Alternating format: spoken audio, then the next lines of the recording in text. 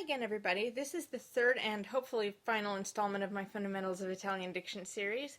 I'm going to be picking up right where I left off in part 2, so I encourage you to watch parts 1 and 2 if you haven't already. Where we left off, I had just introduced the two possible pronunciations of the Italian letter R, trilled and flipped, and had given some examples of the trilled R, so let's just take it from there. Intervocalic R's, meaning R's that are on their own between two vowels, are usually pronounced flipped, as in amare. This rule can extend to cases where a word ending in R is followed by a word beginning in a vowel, like per amore.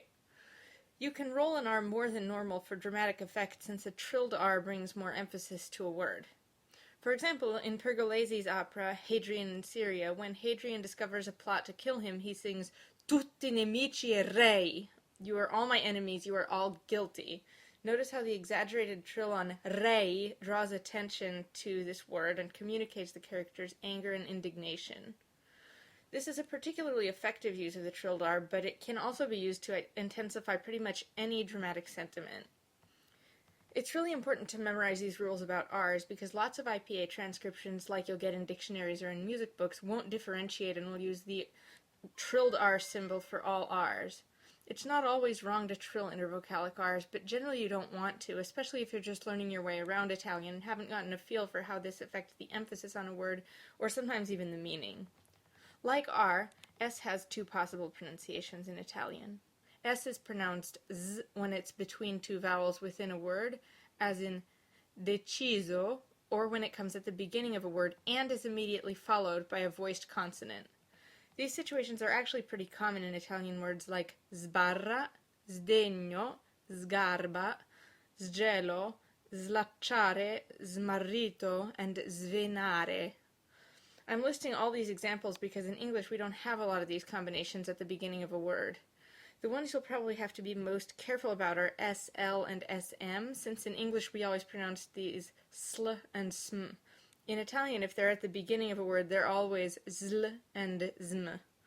In all situations where an S is not intervocalic, meaning not in between two vowels alone, and those words at the beginning of a word followed by a vowel or unvoiced consonant, it's pronounced s. This includes double S situations as well.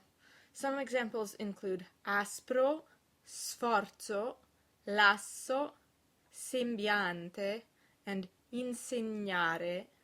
In this last example, you'll want to be careful not to insert a T between the N and the S. In English, for example, sense and sense are pronounced the same. In Italian, make sure it's not coming out insegnare, but insegnare. There are some common Italian words where S is commonly pronounced S, when rules would dictate that it be pronounced Z. The most common examples of this are the words casa, cosa, and the suffix oso, which also includes the gender and number variants osa, ose, and osi. Nonetheless, many speakers of Italian pronounce these with the Z sound, and many coaches recommend the Z since it sings better and can make your words sound clearer. This is another thing that coaches disagree on and usually have strong feelings about, so you'll want to find out what your teacher or coach prefers. So that covers all the letters except N. N can always be pronounced N, like in English, except when it's in the middle of a word and followed by a K or a G. In those cases, it's always pronounced N, as in ancora or angoscia. That's the simple version of the N story. A lot of the time, native speakers don't actually pronounce N, though. Usually, if N comes before a consonant, it changes to flow into that consonant more easily. This is a process called assimilation. This is true for N's within words and is also true across two words. If an N is followed by a B, P, or M, it is often pronounced M. Some examples of this are imbraccio, un poco, and un medico. Since there is a separate letter M in Italian, as you already know, N is just never found before B, P, or M within one word. So you can see in a word like importante, which has the prefix in, has already assimilated the N by changing the spelling. So the only time you'll really pronounce an N like an M is if the N is at the end of the word and the next word starts with B, P, or M.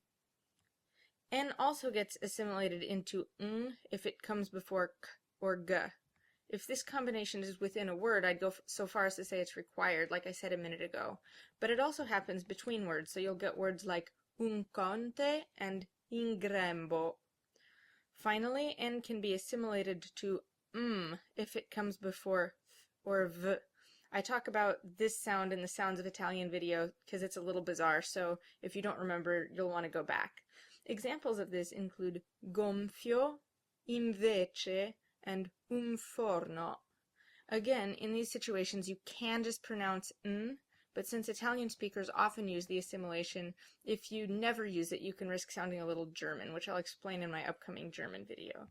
So that pretty much wraps up most of the spelling conventions. There are more subtleties that I'll talk about in future videos, including, for those of you who have heard of these concepts, phrasal doubling, word stress, common pitfalls, and ways to tell whether O's and E's are open or closed, which we didn't cover at all in this video.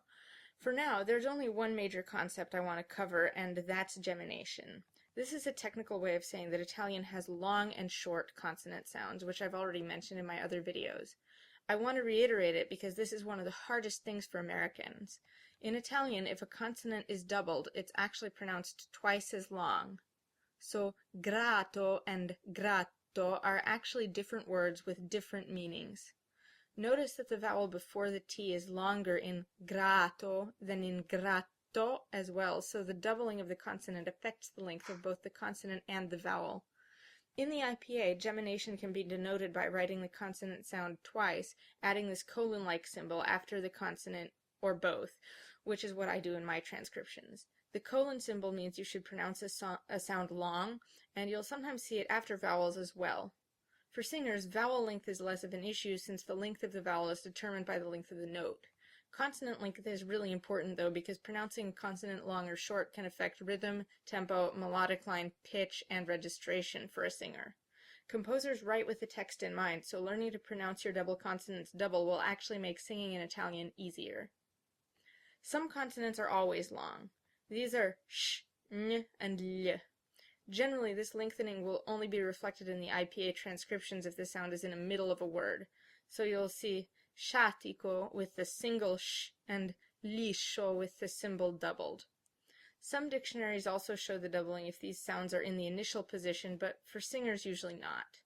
So thank you for watching my Italian diction video series. I know this is a lot of information, and what I've covered in this series takes the better part of a full semester at the university level, so bear with it and watch the videos again or leave a question in the comments if anything is still unclear to you. Like I said before, I'm going to add some shorter videos about advanced topics later, as well as a common pitfalls video, so those will be helpful for clarifying stuff in this video that I don't cover thoroughly.